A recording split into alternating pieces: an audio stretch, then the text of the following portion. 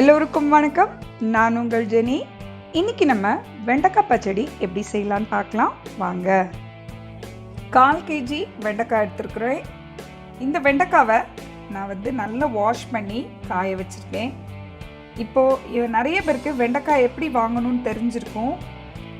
பொதுவாக நம்ம வெண்டைக்காவை இந்த வாழை இப்படி உடச்சி பார்த்தா இது பிஞ்சு வெண்டைக்காய் அப்படின்னு நினச்சி வாங்குவோம். ஆனால் நிறைய இடத்துல நமக்கு இந்த மாதிரி உடச்சி பார்த்து வாங்க விட மாட்டாங்க.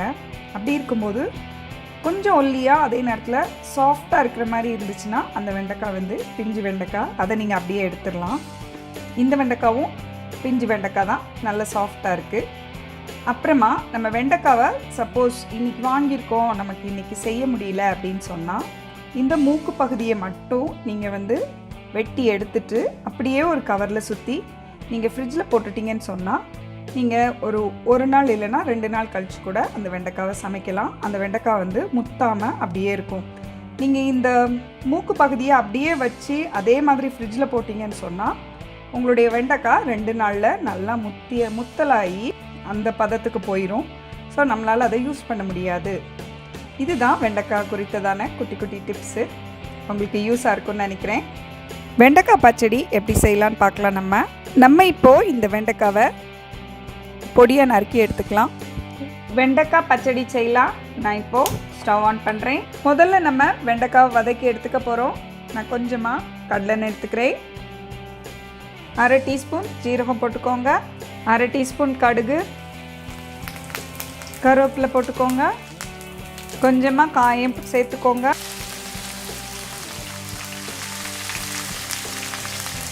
வெண்டைக்காயை நான் சேர்த்துக்கிறேன்.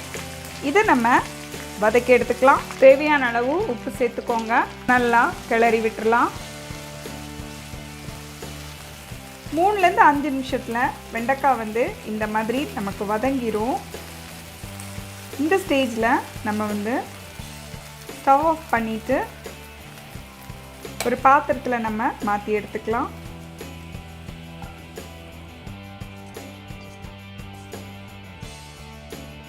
ஒரு 5 நிமிஷம் இதை அப்படியே ஆற விட்டுருங்க. அதுக்கப்புறமா நம்ம பச்சடி பண்ணலாம். 1 கப் தயிர் எடுத்துருக்கேன். இதை நான் இதில் இப்போ சேர்க்குறேன்.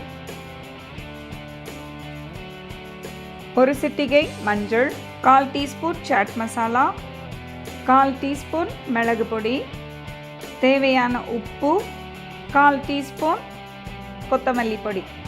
இது எல்லாத்தையும் நம்ம நல்லா மிக்ஸ் பண்ணிக்கிற போகிறோம்.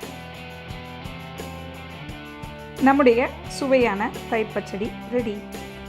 சாதத்தோடு நீங்கள் வச்சு சாப்பிட்டா ரொம்ப டேஸ்ட்டாக இருக்கும்.